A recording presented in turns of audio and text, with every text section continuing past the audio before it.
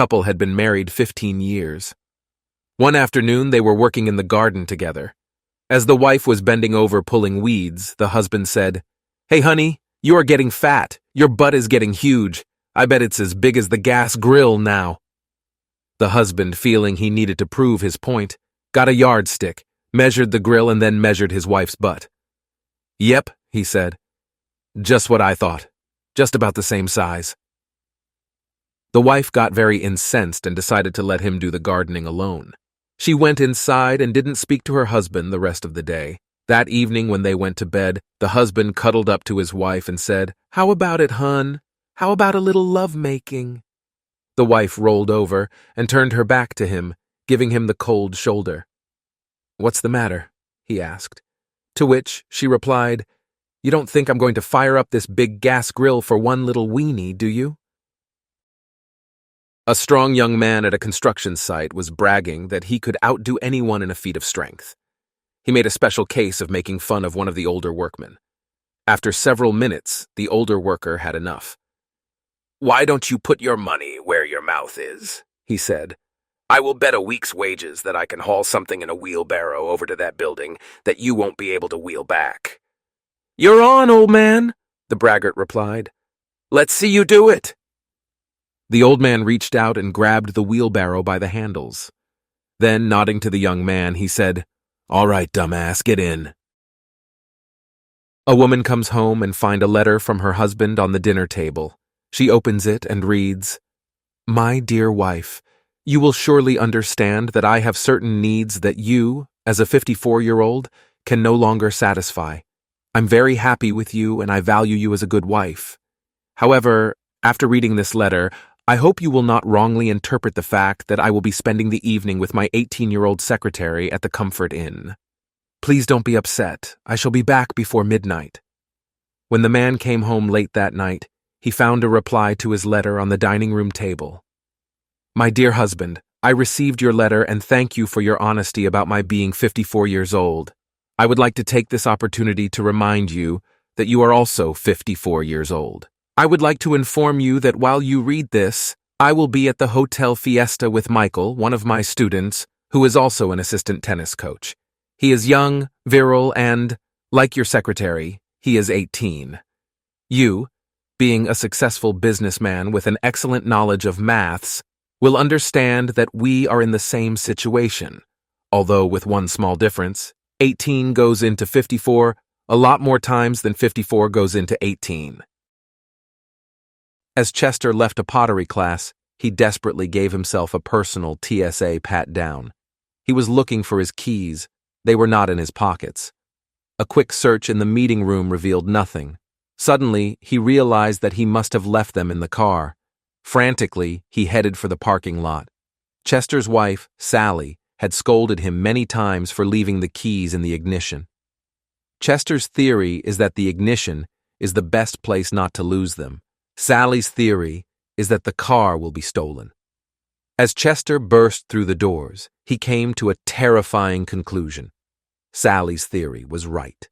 The parking lot was empty. He immediately called the police. He gave them his location, confessing that he had left the keys in the car and that it had been stolen.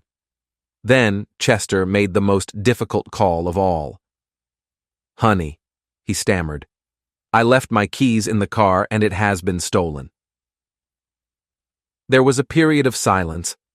Chester thought the call had been dropped, but then he heard Sally's voice. "Chester," she barked, "I dropped you off." Now it was his time to be silent. Embarrassed, he said, "Well, come and get me." "I will," Sally retorted, "just as soon as I convince this cop to take off the handcuffs." A man goes into a restaurant and is seated. All the waitresses are gorgeous. A particularly beautiful waitress came to his table. "What would you like, sir?" He looks at the menu and then looks at her, then answers, "A quickie." The waitress turns and walks away in disgust. After she regains her composure, she returns and asks again, "What would you like, sir?" Again, the man looks at her and answers, "A quickie, please." This time, her anger takes over. She reaches over and slaps him across the face with a resounding smack and storms away.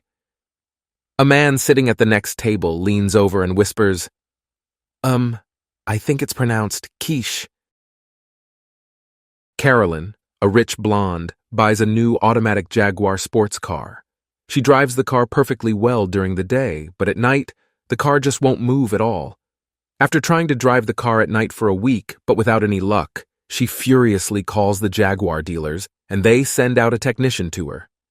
The technician examines the car and finds nothing wrong with it. So he turns to the blonde and asks, "Ma'am, are you sure you are using the right gears?" Full of anger, the blonde replies, "How on earth you could ask such a question?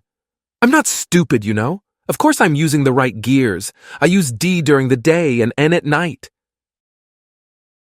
A man wonders if having relations on the Sabbath is a sin because he is not sure if doing so is work or play.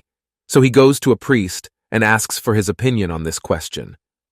After consulting the Bible, the priest says, "My son, after an exhaustive research, I am positive that sleeping together is work and is therefore not permitted on Sundays."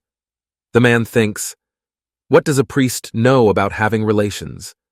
So he goes to a minister who, after all, is a married man and experienced in this matter. He queries the minister and receives the same reply. Relations is work and therefore not for the Sabbath. Not pleased with the reply, he seeks out a rabbi, a man of thousands of years of tradition and knowledge. The rabbi ponders the question, then states, "My son, it is definitely play." The man replies, "Rabbi, how can you be so sure when so many others tell me it's work?" "Because, my son," said the rabbi dryly, "if having relations was work, my wife would have the maid do it." A priest, a rabbi, and a Buddhist monk get arrested for illegal gambling. They get in front of the judge. He starts questioning the priest first. "Did you play poker yesterday?" The priest mumbles a quick, "Lord forgive me," and answered no. The judge turns to the rabbi and asks him, "Did you play poker yesterday?" The rabbi crosses his fingers behind his back and answers a clear no. Finally, the judge turns to the Buddhist monk and tells him, "So you are a Buddhist monk. I know for a fact that you are absolutely forbidden to lie to me. Did you play poker yesterday?" The monk looks at the priest, then at the rabbi.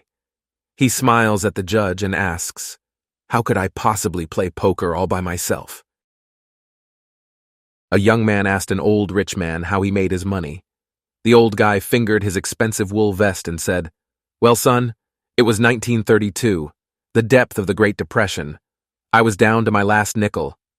I invested that nickel in an apple. I spent the entire day polishing the apple, and at the end of the day, I sold the apple for 10 cents. The next morning, I invested those 10 cents in 2 apples.